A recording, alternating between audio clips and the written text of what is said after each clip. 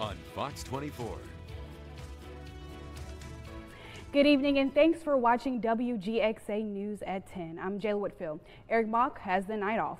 Well, new tonight, a 15-year-old male was shot in the thigh today after deputies responded to a call just after 3:30 p.m. The victim was found at the Frank Johnson Recreation Center.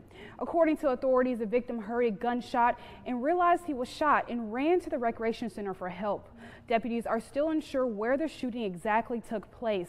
The FBI is assisting North Carolina officials in the search for a missing 6-year-old boy with special needs.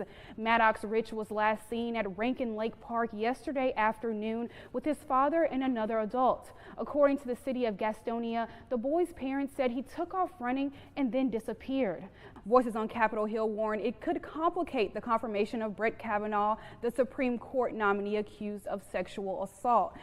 Developments in Washington, D.C. today as Judge Brett Kavanaugh was confirmed to the Supreme Court in one of the most controversial votes seen in years. Protesters from all over the country are protesting the confirmation of Brett Kavanaugh to the U.S. Supreme Court. Take a look in Washington, D.C., in Atlanta, and outside of the Supreme Court. Multiple tornado warnings were issued for the area today, and this footage is from the first tornado that touched down. Less than a week after a Pike County football player died, his team was back on the field last night. The Pike County High School team had their first game since Dylan Thomas's death. Well, turning to weather, meteorologist Matt Mackey is in the WGXA Weather Center. Matt, it's been hot out there. Is that going to continue for the week ahead?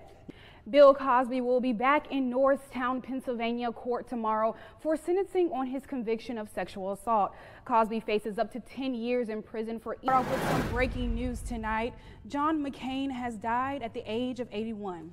He was a prisoner of war, naval bomber pilot. We'll take a look at this photo. The Bibb County Sheriff's Office is asking for your help to identify the suspect involved in the armed robbery. People lost their lives in a multi-vehicle crash today.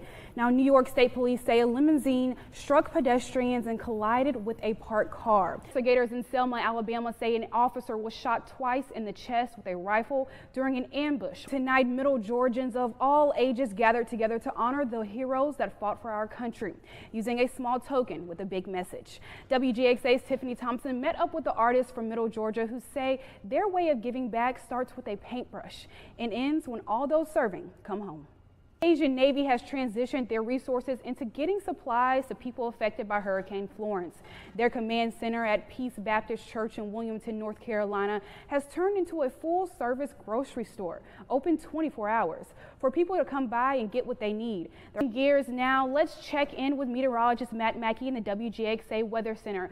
Matt, it's looking like a quiet night in Middle Georgia. As we clean up from Hurricane Florence continues and residents face even further flood damage, North Carolina fire crews made a stunning discovery: dead fish scattered across a highway.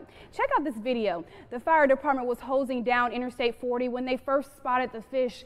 At least 44 people have died since Hurricane Florence slammed into the Carolinas.